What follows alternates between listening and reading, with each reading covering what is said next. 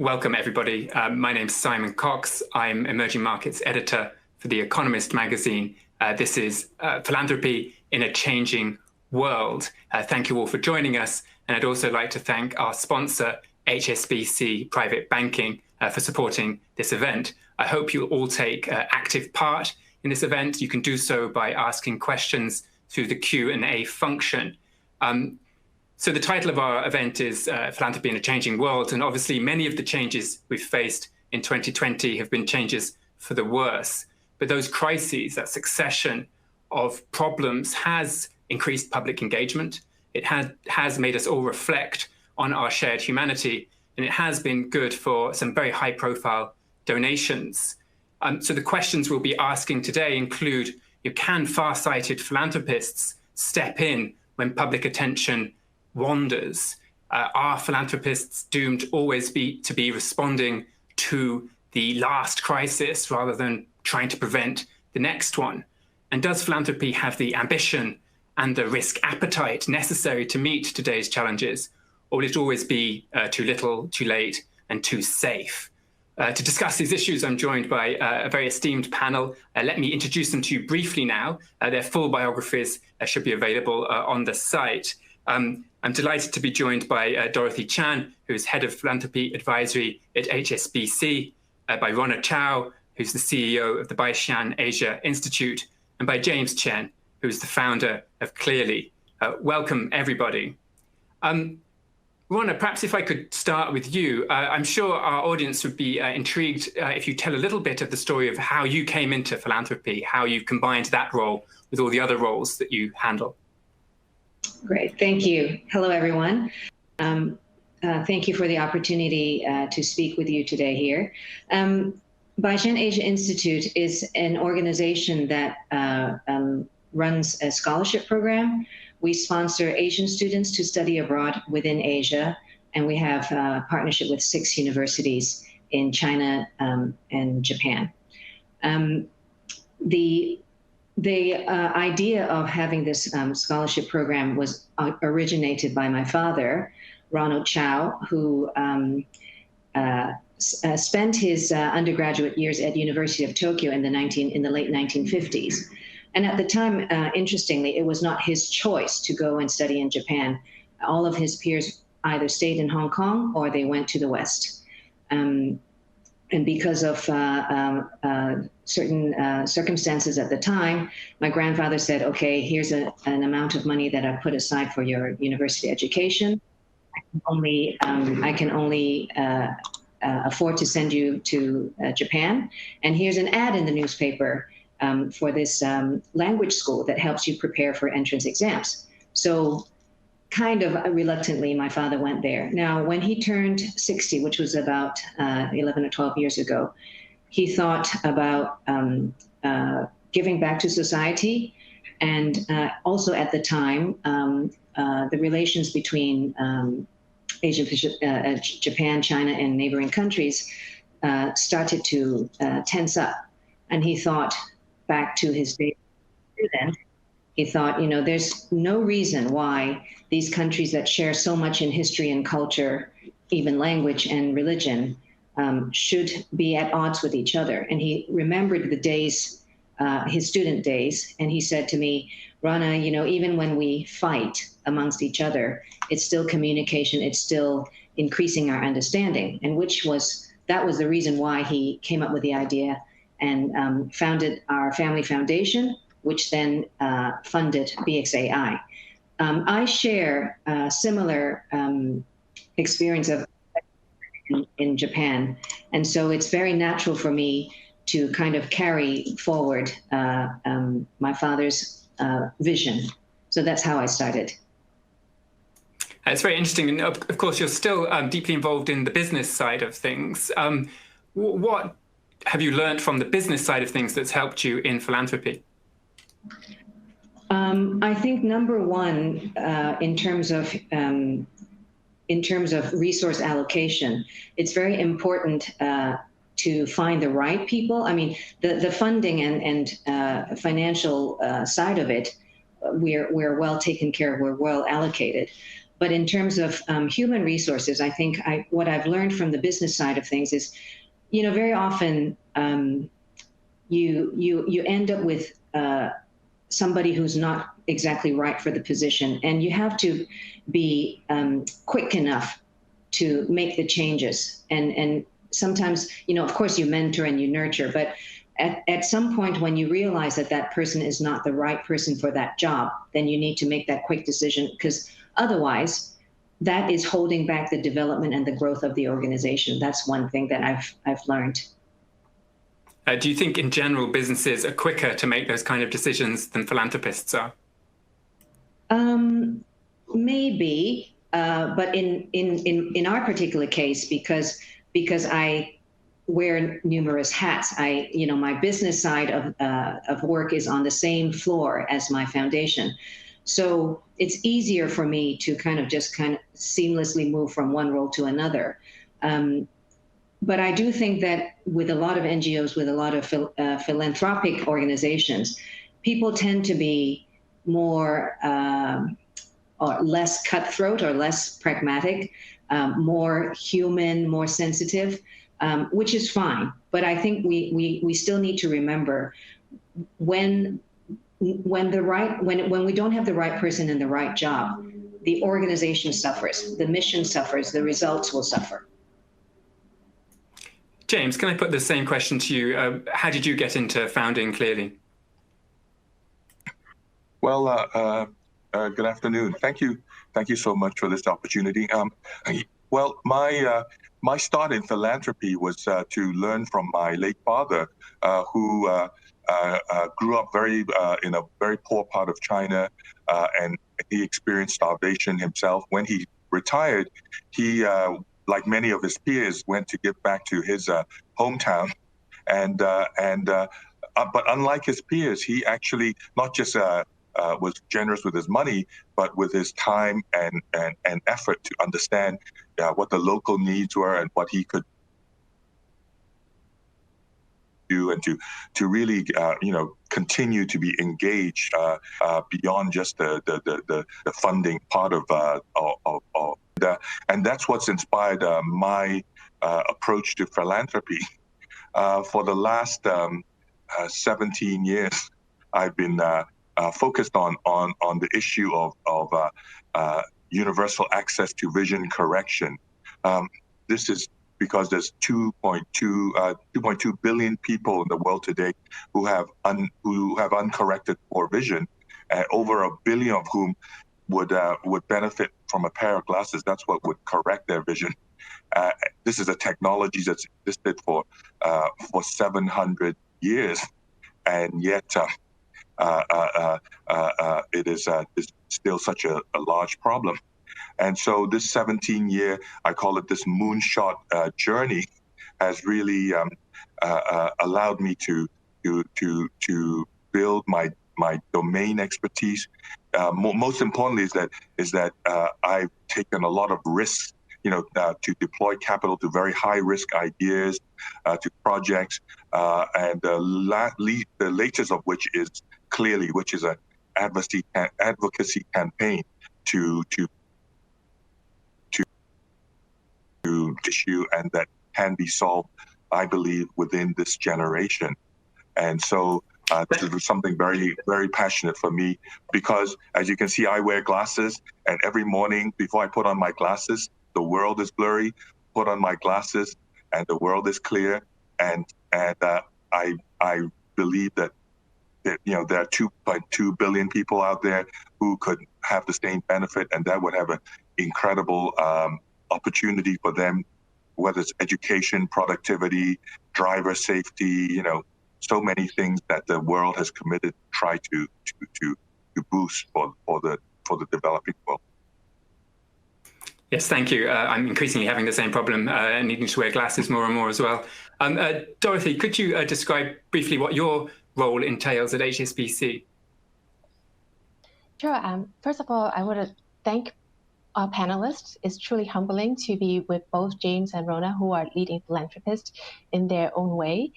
And with HSBC, we really much try to work with our clients to find their own path and in their way of giving back to their community. So we help with helping our clients think through what is their vision, what are the systems and governance structure that need to be in place to help them achieve their vision for giving back. And also, we will help them set up charitable vehicles if they choose to do so. So I think today we are in the presence of two fantastic leaders in the field, because they all have their own journey with very interesting story. If I may, I remember meeting James over a decade ago. He has always been very humble, but he has always taken the course on vision. And it's only probably within the last few years that James really recognized that he has a duty, so to say, to advocate for vision. And that's why he formed Clearly. So I think we learn from a lot of leaders like James and Ronna, and hope to share their story with our clients to inspire them so that they can create positive change in the community. And can you, in your role, you must be a close observer of trends within philanthropy and also within your own client base. Can you take us back to the world of philanthropy before the pandemic or on the eve of the pandemic? Well, what were the big trends that were shaping the field then? Simon, you're really testing my memory, because I think the pandemic really did take over a lot of people's memories. But I remember definitely in 2019 or even 2018, there's a lot more interest in ESG and impact investment and how philanthropists can potentially align their investment side with their giving side. So that momentum has continued throughout the past few years. Another aspect is a lot of questions are being raised about how do we measure impact? How do we know that we're making a difference? And there's different school of thoughts, and everybody has their own KPI. And I think similar to the discussion that's ongoing in the business community about standards, that's still up for debate in the philanthropy world. And there's also another question around the role of philanthropy. I think a number of us here is familiar with the book Winner Takes All. And there's an argument saying that philanthropy is skewing the agenda in terms of social economic development. Are we letting a few ultra billionaires controlling the agenda, such as the Koch brothers in the US being very anti-climate change, and then you have the Bill Gates equivalent who are doing a lot more work in the vaccine or medical field. So question is being raised, there's too much control given to these individuals.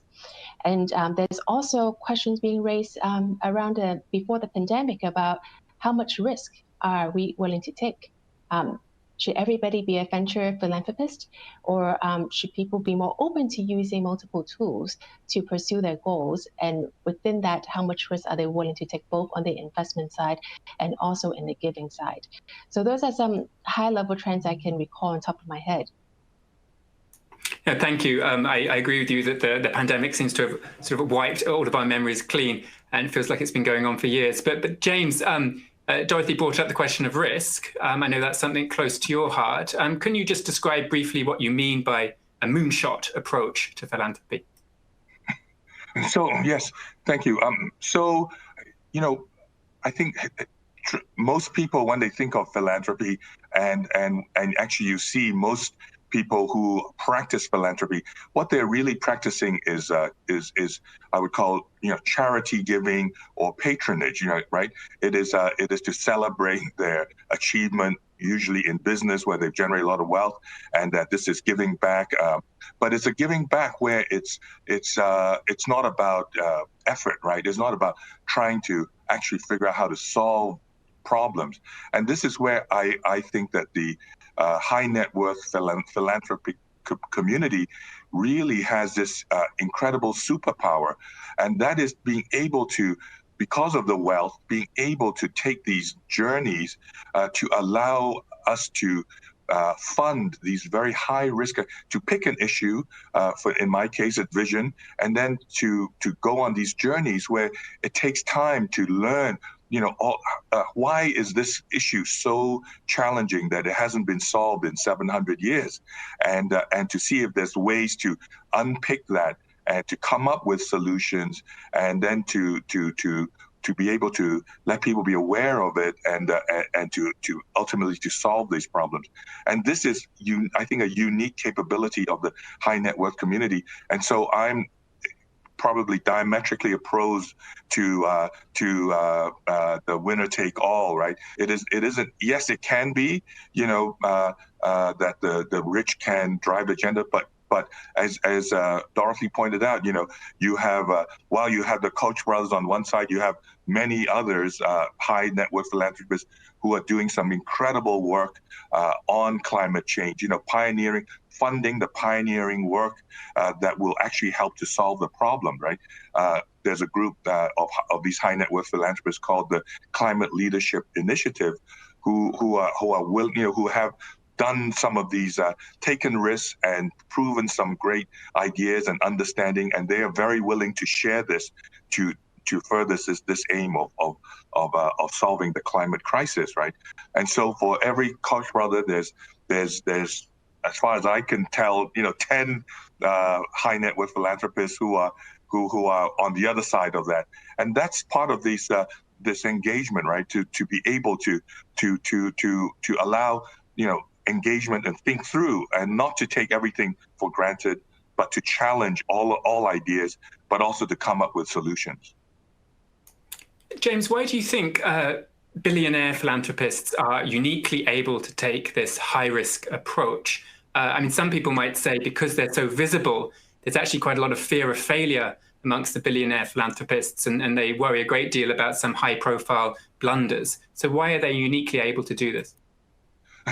Well, so again, I think not many people, not many of the high net worth community are doing moonshot philanthropy, but I'm hoping that a few more will do so, and that will make a huge difference to a myriad number of issues that is challenging the world today, right? And I think that the idea is that we have the wealth to be able to stay the course. This wealth is able to fund these high risk ideas. That's another observation I have, is that while there's a lot of seemingly a lot of capital available, to tackle all these development challenges around the world, actually most of it is in the low risk averse category.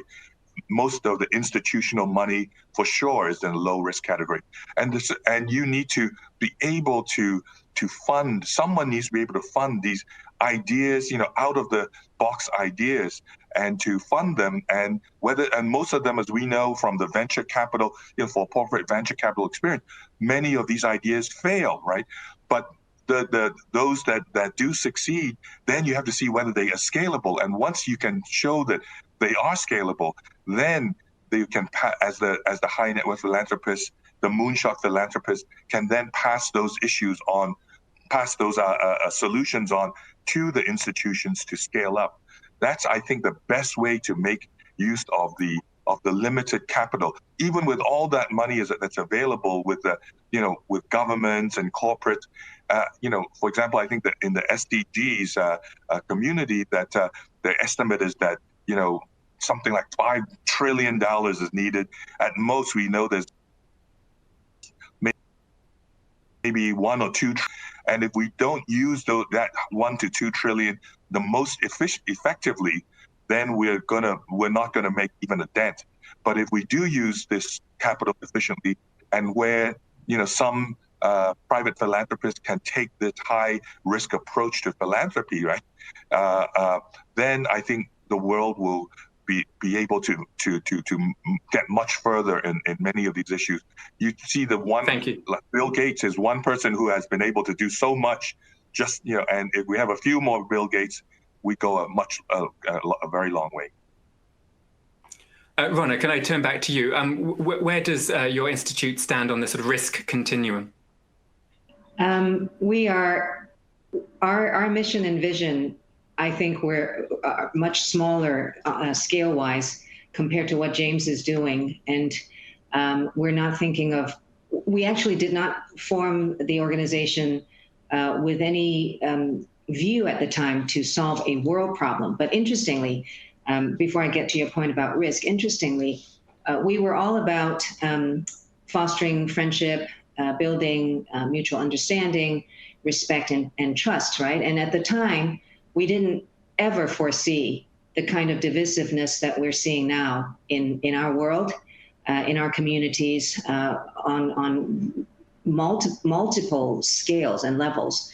So I think as we journeyed forward, we saw more and more the need of doing what we're doing. So that's one point I wanted to make. In terms of risk, I remember very, very early on, we had never done this type of thing before, and we thought, okay, we set up the structure properly. We have to have our board, we have to have our finance committee, executive committee, et cetera, independent board members, whatnot. We had a proper budgeting process, and we looked at best practices, and we thought, okay, no more than 15% of our operating budget should be allocated to overheads, et cetera. And I remember having this conversation with my father, and he said, yes, we have to be careful, and we have to do things properly and businesslike. But if we're only focused on adhering to rules and regulations and parameters that we've set out, counting, making sure that we don't overspend, and in exchange for that, we miss opportunities to further our mission. We miss opportunities to do something out of the box.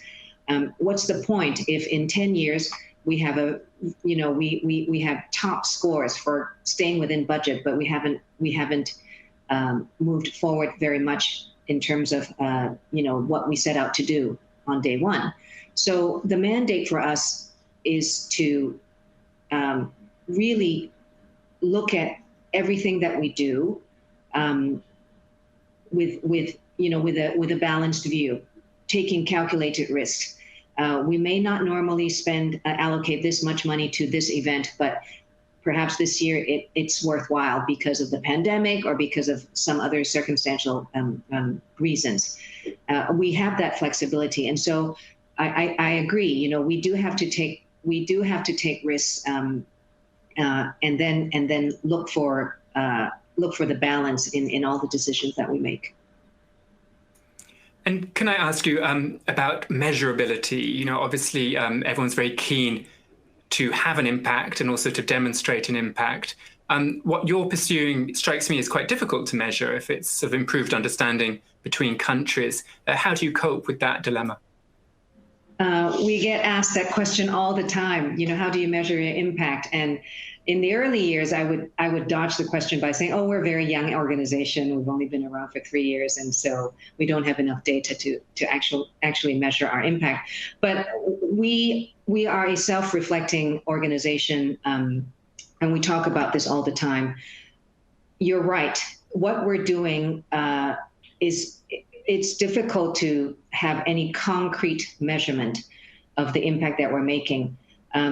But our long-term vision is, for instance, if someday, 20 years down the road or 25 years down the road, the Prime Minister of Japan is somebody who's gone through our program and studied at Peking University and made friends, and then his or her peer at the time is now a very senior official, in Hong Kong or in China or in Taiwan. And that experience for them as students has really affected or influenced the way they look at things or they deal with each other. That to us is impact in the long term. But more short term, looking at things in a more short-term way or immediate-term way, we're seeing many of our scholars already doing things together, self-initiated projects. They run conferences on topics that are important for the region, or they start projects together for volunteer work, or they do research together. And I think that already for us is impact, because you're seeing these people connecting with each other across borders, across cultures, and what they do is influencing the cohorts behind them. So that that to us is impact. It is hard to measure. I can't really say, oh, five of our scholars from 2018 did this, 7 did whatever. But we, as an organization, we feel quite comfortable and confident and happy with our achievements so far. Looking more broadly across other philanthropic causes, do you worry that causes where impact is intrinsically hard to measure are being crowded out by causes where it's easier to measure, even if no more important? I think there are in a lot of categories, industries, businesses, there are always hot topics, things that are hotter, things that are more popular, and things that get more attention than others. I think for us, I can't speak for other organizations. For us, we have to really, really, truly stay focused and stay on course. And the luxury that we have is that we are fully funded by our own funds. So we're not dependent on outside contributions. Although it is always our goal to at some point be able to take outside money. We are able to take outside money, but currently we have enough, and it's kind of hard to ask for more when you have enough to run your programs. So we have that luxury. We can stay focused. And that's my advice to all organizations out there that are kind of smaller scale and maybe not working on a cause that is, the hot topic right now. Stay focused and stay the course, and find peer organizations that share your vision and mission, and collaborate that way to build that momentum and the firepower. Yes, I want to get onto the question of collaboration soon. We've already had questions from the audience on that. Before we turn to that, Dorothy, could I ask you about trends amongst your own clients, particularly on these questions of how much risk to take and how much emphasis to put on measurable results? Do you see any trends? So I'd like to start off with just reflecting on what James and Ronna mentioned earlier. I think based on what they shared, it shows that giving is more difficult than it is earning sometimes than your own wealth. And I think that has been repeatedly said by everyone from Aristotle to David Rockefeller, or even as recently as Jack Ma. And so there's a lot of thought that needs to go into how you give, what you give to, and how would you measure your impact. And within our client base, a number of them are raising those questions. They do look at everything from how many lives can I change at a very wide terms, or some of them also will look at very narrow terms in terms of what is the cost per service. So everybody have different life experiences, and their life experiences pretty much drive how they approach giving. And so we see everything across the spectrum, and sometimes it's more about getting your hands dirty and spending time with your beneficiary, spending time with the executing agency to understand what are the challenges, how can I bring about change? Do you trust the agency that you're working with, the NGO that you're working with?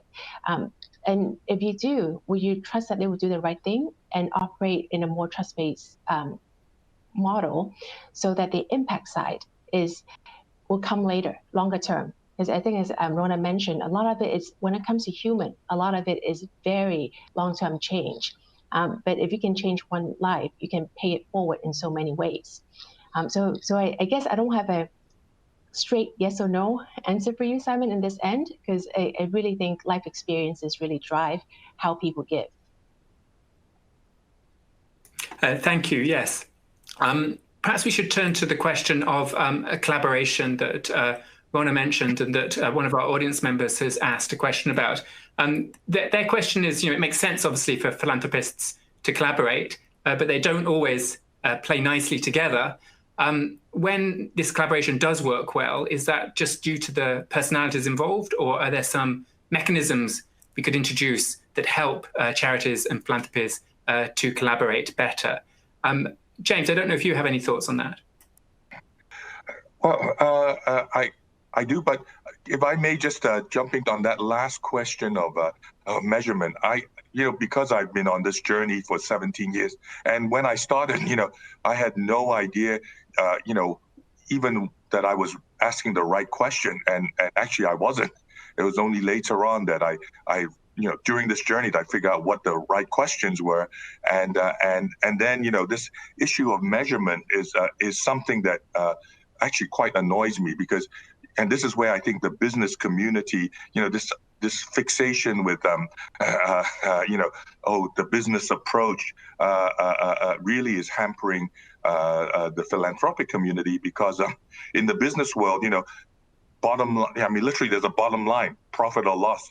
It doesn't matter what industry or whatever you're doing, what matters is profit or loss, right? So it's a very black and white metric.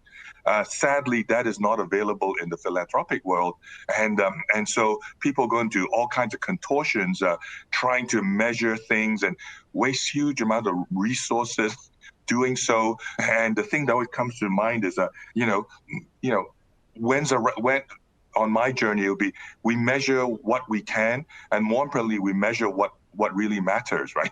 And one other aspect to this measurement concept is actually, doing research and framing the issue is probably just as important, if not more important.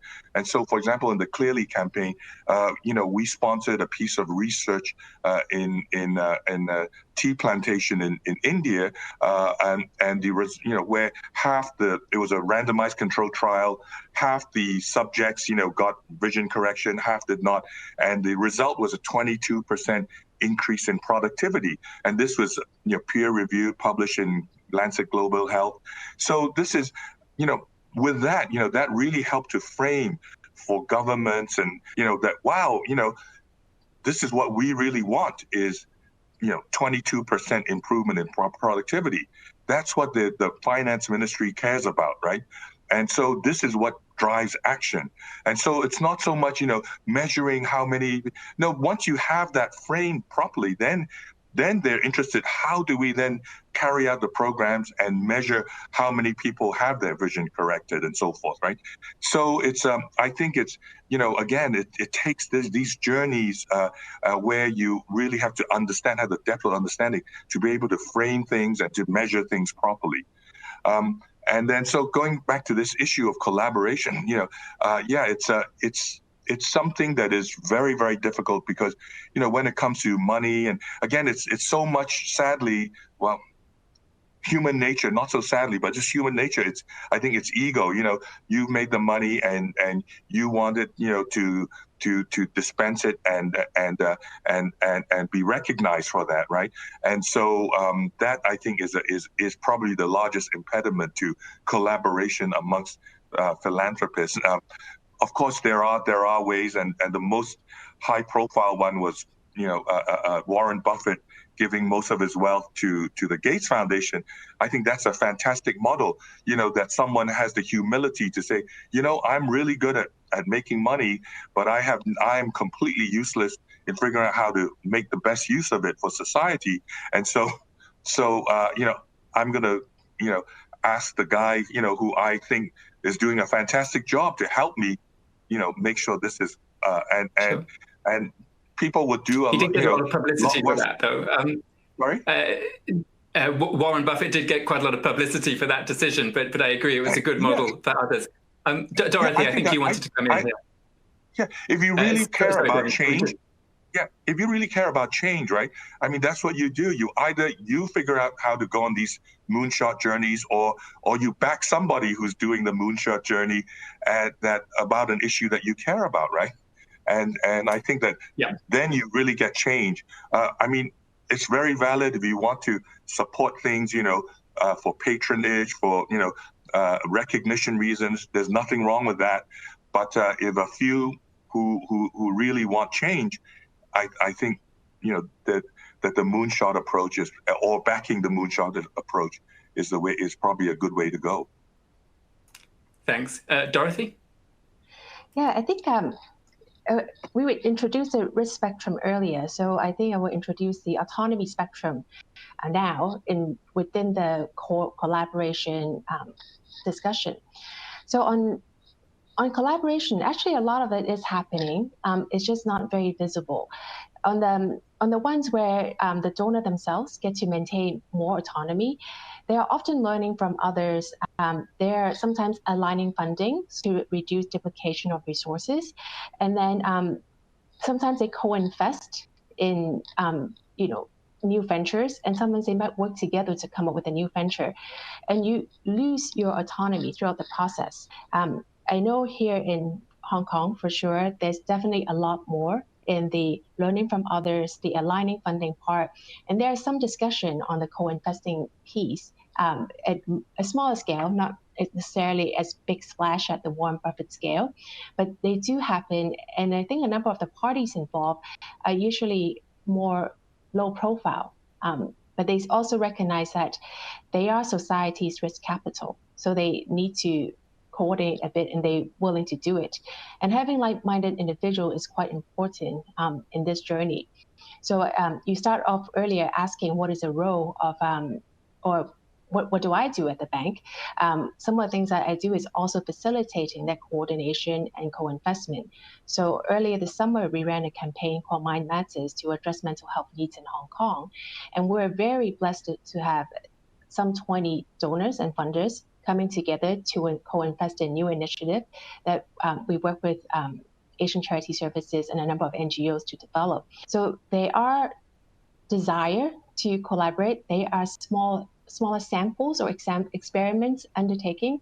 It's just that we don't always have a front page cover saying XYZ collaborated and created this. And using another Hong Kong example, a number of foundations have been coordinating in recent years on addressing elderly needs in the community. And that's been an effort that's been ongoing for at least 4 or 5 years. And they've been successful to convince the government to tackle the issue. And you will see in the government here, they publish a number of research and interventions to support the elderly. And that work is only possible because of the funders group getting together to lobby and conduct the research. So I think we're just not very focused on the PR side of things. That's why people feel like maybe it's not really happening. Thank you. Ronna, do you have your own thoughts on collaboration and how it can work better? In our 7-8 years of running BXAI, very interestingly, we have either received people's interest to join forces with us, or we have offered or expressed our interest in collaborating with someone else. And some of the points that you mentioned earlier, and James mentioned as well, the ego or the desire for recognition, it's different levels of this from different parties, right? So while we think, okay, let's just join forces to get something, to do things together, if our mission and vision are somewhat similar and overlapping, the other organization, the other party might, also Dorothy said, feel the potential loss of autonomy, and then the level of equity. If I put in 10 million and the other party only puts in 5 million, do I have more say, or should they have more say because they have more expertise? There are a lot of these kind of difficult questions that can be answered, but in a lot of instances, people feel uncomfortable addressing them or answering them. So what ends up happening is, okay, well, I have enough, I have enough resources to let me just do this on my own. Sometimes I think collaboration might work better if we choose a partner, like I mentioned earlier, the right person in the right job, right? So if I'm very strong in these areas, then I probably would prefer to look for a partner who has strengths in other areas where I'm weak. Then that partnership makes sense for us, because I'm filling in the gaps that he or she doesn't have, and then he or she is filling in the areas where I need help. And I think, Dorothy, if in your work, if you can be kind of like matchmaker for organizations in that respect, that would also be very, very helpful for us. That's an excellent point about comparative advantage, essentially. And I think that it's obviously very easy for philanthropists to think that they should fund a cause that's very dear to them, even if they're not actually in the best place to do it, or if others are doing it better. We've had another question. Actually, this one's directed for you, James. It's also a question that was on my mind. Why hasn't the vision problem been solved for 700 years? And what innovative approaches have been working? The question in my mind was, you mentioned that this technology is very old. And normally people who think about moonshots would be expecting it to refer to trying to come up with new inventions, unproven technologies. So here the problem seems to be much more one of distribution. Is that really amenable to a sort of moonshot approach? Well, actually, it's actually a very complicated question, and for anyone who's interested, I actually wrote a book called Clearly, the a 700-year invention that can change the world today. But just to go into some of the key ideas is that one is that first of all, the current system that works, the model, right, of delivering eye care works in a high resource world, right, where you have professionals trained as doctors, eye doctors, doing eye tests and then selling very high priced glasses, and that model has fallen flat in the developing world. To compound the problem is that the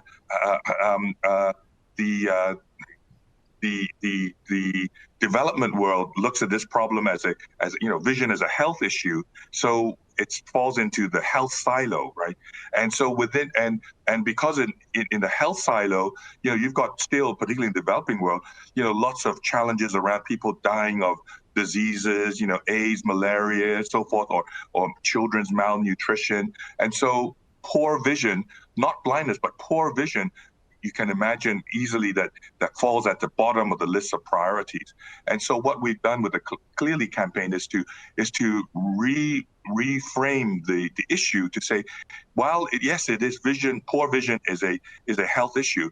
Actually, the link to the sustainable development goals, something that the world community is committed to, things like no poverty, improving educational outcomes, gender equality, a number of these sustainable development goals. They cannot happen if you've got 2.2 billion people in the world who have poor vision, and that's where this role of the research steps up to say, hey. And this is just the first piece of a series of research projects to try to quantify these links, to provide the evidence to say, here's the link between poor vision and agricultural productivity, and we're doing one on manufacturing productivity and educational outcomes and driver safety.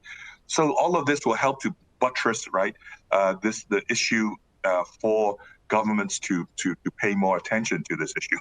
And so, it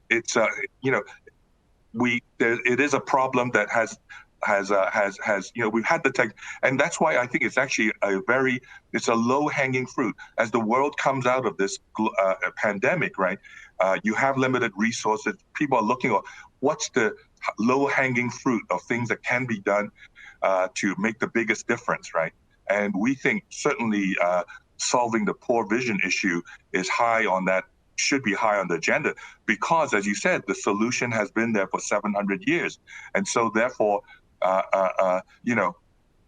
it's more an issue of political will now, rather than having to invent, some new technology or whatnot. Although, having said that, certainly there are a lot of technologies, everything from AI to cloud to new measurement devices and so forth, that are being invented that will, allow distribution to simplify and to reduce the cost of distribution. Dorothy, we've had a question from the audience about some general tips on how to raise funding. I'm sure you get these sorts of questions quite a lot, but in particular for small charities that are trying to work quite globally. Is it more difficult if you have a sort of global mandate than if you're doing something very local? What are the sort of trends within the giving community on this sort of perennial question of local versus global? I think that's a very good question, and it's one that is not always easy to address because it really depends on the nature of the issue. So for instance, if it's education, it appeals globally. What I've seen a lot is our clients are giving both here in Asia or also to the Europe and US for different types of education. And also they give to Southeast Asia. And within the past year, within the pandemic, a number of our clients have also seen how it has impacted different lives. So we've been facilitating everything from donations of vaccine development to donations of personal protective gear to different parts from Africa to Europe to Asia. So I feel like a lot of it really depends on what the nature of the issue the NGO is fundraising for. And most importantly, they need to demonstrate that work that they're doing is relevant to the community, that they can actually can implement it, it's feasible. And also they are addressing a gap that nobody else has addressed. So Ronna and James here probably have seen a number of proposals presented to them. And I'm sure they also, as Ronna mentioned earlier, they have guidelines and structure in place to think about what to fund or who to fund in this case. And so all donors have that sort of guiding post in terms of what criteria they look for. But I think demonstrating there's a need is the most important part. Dorothy, if I could stay with you, you mentioned at the beginning the book Winner Takes All, which was a critique really of philanthropy and raised some important questions about it. One of the criticisms is that it's all very opaque and not terribly transparent. Could you talk briefly about the trends within transparency? I noticed, for example, that Jack Dorsey, the boss of Twitter, is known for having this public Google spreadsheet. We can all go and look at it, which details all of his giving. Do you think that kind of approach might spread? I feel like transparency has always been around in terms of the larger foundations. If you go to Ronna's Bison website, she's very transparent about who sits on her board, what she has supported. So I feel like that transparency issue has always been here. It's just the format. Jack Dorsey didn't even, I think he just put a spreadsheet out, didn't give any narrative. Whereas when you look into some of the foundations, like Ford Foundations or Bison's Foundation's website or anybody's website, they have narrative around it to give you a bit more flavor about why they did that. And so it's transparency. Do you just want to know where they give to? Or do you also want to know why they give to? So I feel like it's, yes, there's a lot more push for people to disclose what I'm giving to. But at the same time, we also should not sacrifice just providing a list of names without explaining why and what you choose to achieve. Yeah, I think he has been criticized, hasn't he, for a very opaque selection process. No one quite knows how to get the attention of Jack Dorsey. I think it helps to be one of his friends in San Francisco or in the celebrity community. Ronna, your own thoughts on transparency. Is there a case ever against transparency? Is there a case against transparency? I cannot imagine in the philanthropic, in the NGO world, in the philanthropic world, that there should be lack of transparency. But I echo what Dorothy has just said. It's how you present it. Because when people want transparency, they just want to know. Are you doing what you claim you're doing? Because you are getting support from outside, from outside donors, and you're making all these claims and declarations. So the transparency that people want, I think, is not to kind of check, I'm going to find a hole in what you're reporting, but more to, it's basically accountability, right? If I'm doing this, just like a business, just like even running your home finances, right? You have to be accountable. How did I got this money? How did I spend it? And it has to be reasonable and meaningful. So I can't imagine there's any case for no or lack of transparency. It is how we present it, and I find, Dorothy mentioned on our website we share a lot of a lot of information. What I tell my team, whether it's the programs and operations team or the communications and development team, what is important is how do we get the information that people want to hear to them, and the information that we want to disperse to them in a way that is understandable. And in a lot of instances, I find storytelling very, very effective. So if you look at our website, if you look at our social media, we have a lot of short stories that actually involve our community members, our scholars, our partner university administrators, professors, speakers, people who have contributed to our cause, whether it's financially or in kind with services or workshops, and it adds a real human touch to what we're doing, and we're all about people. So I think for us that really makes sense and works well. James, I think you wanted to come in here. Yeah, actually, that's an interesting question that there is a cultural element to it, and particularly in Asian or in the Chinese culture. Traditionally, when the ethic is you do it not for recognition, but because it is your obligation to do so. And in fact, it's if you try to be, I guess the modern term is transparent, but to toot your own horn, basically, that's against the idea of giving back to the community, right? It's about self-aggrandizement, and so I think that's been the traditional view, and there's certainly, I think, something to that, and I know some. For example, some Taiwanese families have done some amazing work, but they, are completely silent about it. And net, I would say that they are actually not in today's world. The ability to communicate essentially what could be best practices is very important to furthering positive change, right? So ideas that you're doing this for transformation and change, or for making society better rather than for self-aggrandizement, that should be the goal, right?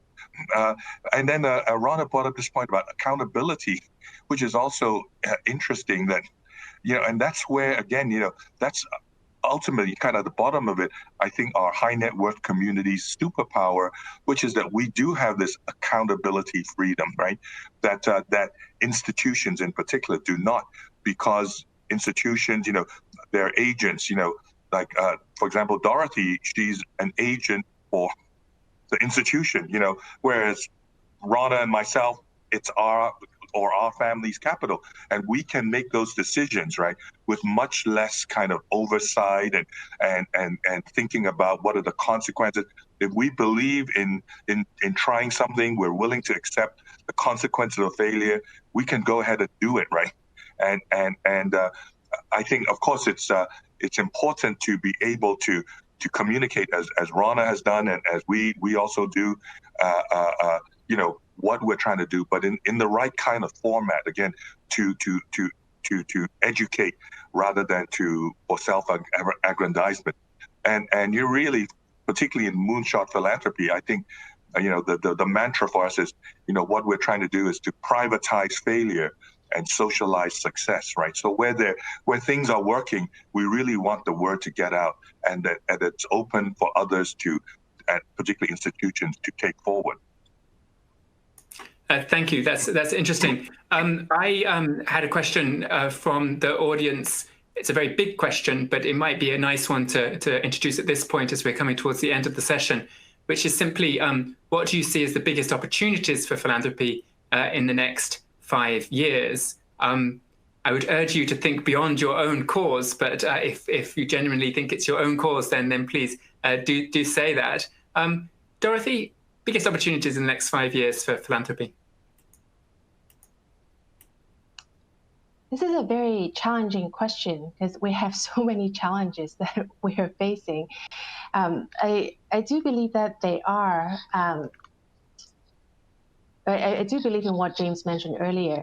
The biggest opportunity is that we need to learn a lot more about what is happening in the world around us and how best we are positioned within it to leverage our network and resources to address those changes. So for instance, personally, I'm quite interested in the climate change field. So I do try to do my best to figure out what are the interrelations, what can I do sitting in Hong Kong to address those issues.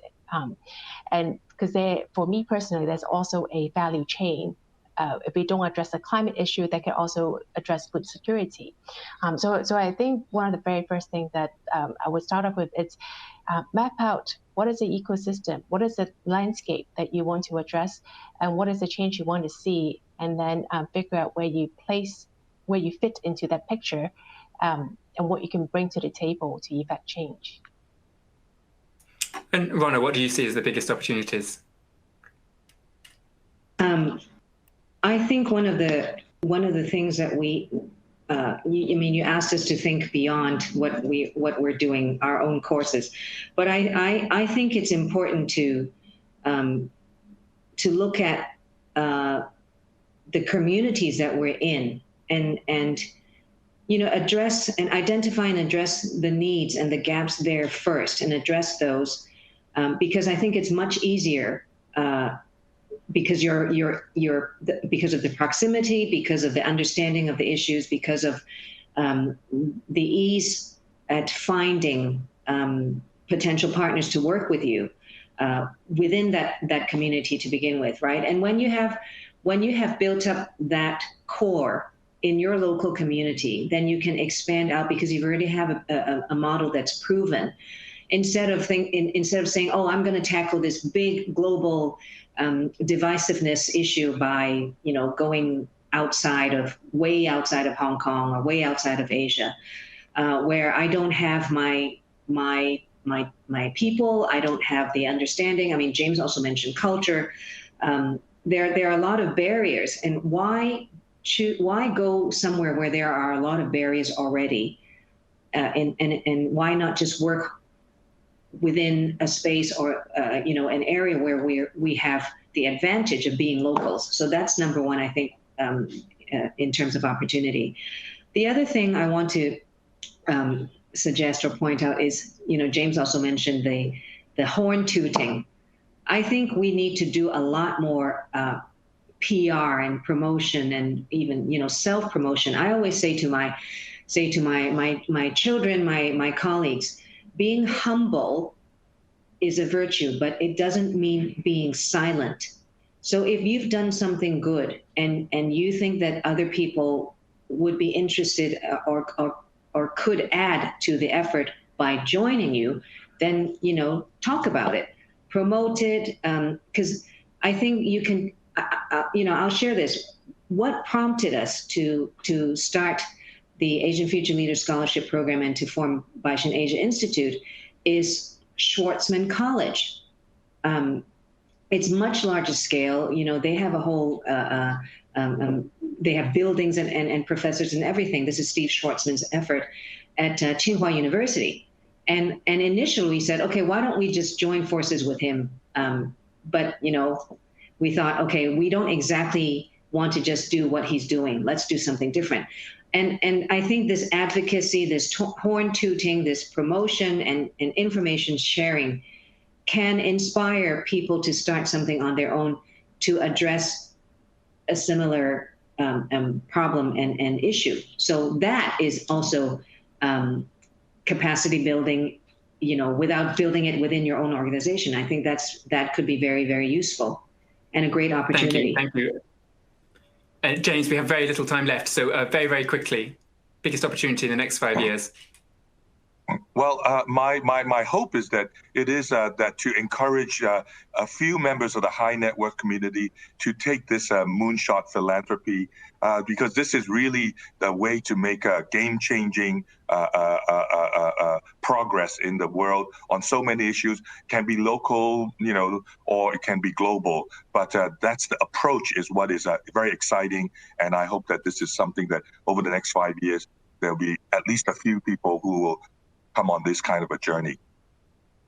Thank you, and thanks to all of our speakers. It's been a great discussion. I hope you in the audience as well have got something out of it, and thanks for your questions. We've heard some of the advantages of having a business background, a certain cutthroatedness in important personnel decisions, also some of the disadvantages that come from business, the obsession with measurability and targets. We've heard a counterintuitive case for giving quietly without transparency, but also a very persuasive case that being humble does not mean being silent and can be an important way of rallying people to your cause. We have a variety of events like this, so if you have enjoyed this one, please do log in for other webinars about climate change, about supply chains, manufacturing beyond the pandemic. And I want to once again thank our sponsor, HSBC Private Banking, for making this possible. Thank you all very much, and take care.